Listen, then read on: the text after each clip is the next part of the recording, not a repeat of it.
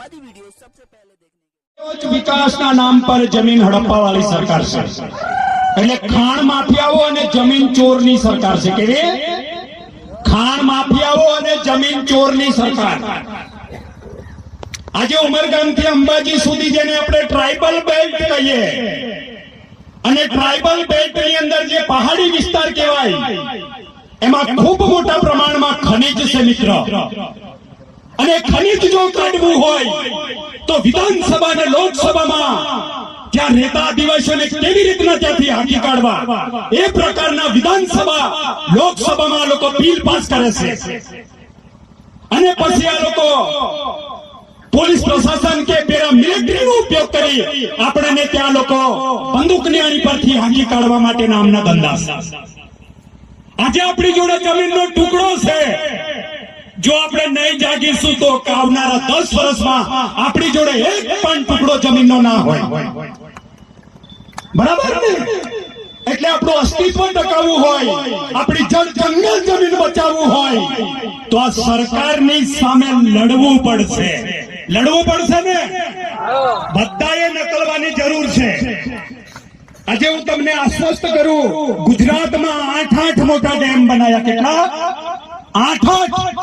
1961માં Narmada dam બનાવવા માટે જેનું ખાતમુહૂર્ત કરવામાં આવ્યું, અને 65,000 કરોડ રૂપિયાના ખર્ચે નર્મદા ડેમ બનાવ્યો.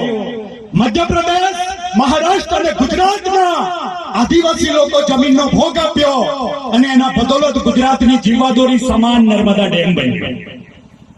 આજે આપણા લોકોના ભોગે જો ડેમ બને, જેને એક ટુકડો જમીનનો ભોગ નથી આપ્યો, એવા લોકોને પીવાના હેતુથી નર્મદાની મુખ્ય નહેર કાઢીને સૌરાષ્ટ્ર અને કચ્છમાં પાણી આપે છે. અને જ્યારથી આપણું પાણી ગયું ત્યારથી આપણા લોકો મજૂરી કરવા માટે ત્યાં મજબૂર થયા. માત્ર મજૂરી નહીં, પણ આપણી બેન દીકરીઓને બૈરા બનાવીને પણ રાખી લેવામાં આવે છે. ત્યારે ભારતીય જનતા પાર્ટીના એક ધારાસભ્યની આંખ નથી ફફડતી. થાય છે ને કિસ્સા?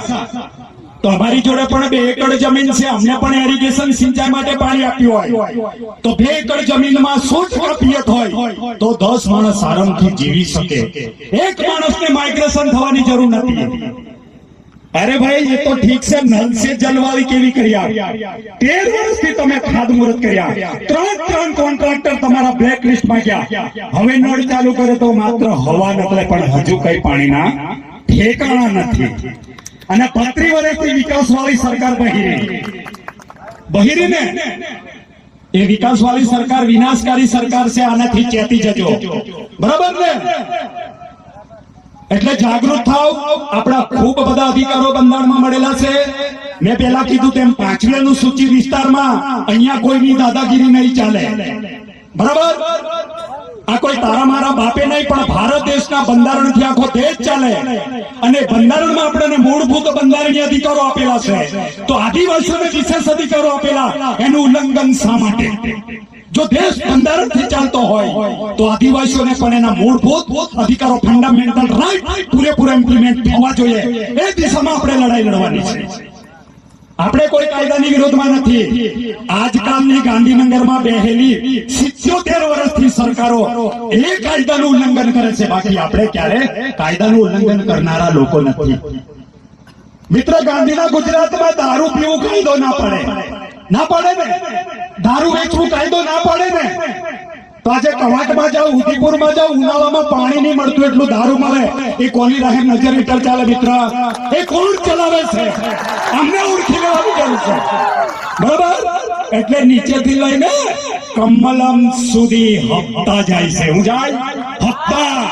એટલે આ સોચી સમજીને આદિવાસીઓને દારૂ પીવડાવીને ખલાસ કરી નાખવાનો આ ષડયંત્ર છે. આને પણ સમજી લેવાની જરૂર છે. બરાબર? ડરવાની જરૂર નથી. ફરી કહી દઉં, કોઈએ ડરવાની જરૂર નથી. કોઈથી ડરશો નહીં. બંધારણના કાયદામાં એના ડાયરેક્શનમાં રહીને આપણને જે ભારતના બંધારણમાં 19 આર્ટિકલ પ્રમાણે સ્વતંત્ર વાણીનો અધિકાર આપેલો છે, જ્યારે સમાજને અન્યાય થાય તો અવાજ ઉઠાવો મર્દાનગીથી. જો નહીં બોલશું ને તો આવનારી પેઢી ખલાસ થઈ જશે. બરાબર? એટલે જાગૃત થાવ, સજાગ થાવ. આ વિસ્તારમાં કોઈ પણ ખોટી હરકત થાય તો સરકારની સામે અવાજ ઉઠાવો. એ લાકડી, એમની બંદૂક, એમના દંડા, લાકડી અને ટોપ ગોળાથી ડરવાની જરૂર નથી. બરાબર? એટલે સજાગ થાવ, જાગૃત થાવ અને લડી લેવું પડશે આપણી હકવાળી લડાઈ. આપણા ફાયર બ્રાન્ડ છે ચેતરભાઈને આપણે સાંભળવાનું છે. મારા મિત્ર છે. અમે લગભગ ભેગા હતા અને સાથે કામ કરીએ. એમ હરકત છે, ચિંતા નહીં કરતા. ઓકે, ઠીક છે. એમએલએ છે દાદો, એટલે વાંધો નહીં. બરાબર? એટલે હું સૂત્ર બોલાવીને મારી વાણી અહીંયા પૂરી કરીશ. આદિવાસી એકતા, આદિવાસી એકતા, આદિવાસી એકતા. અભી તો અંગડાઈ હૈ, અભી તો અંगड़ाई है, आगे लड़ाई बाकी है. धन्यवाद. जोहार.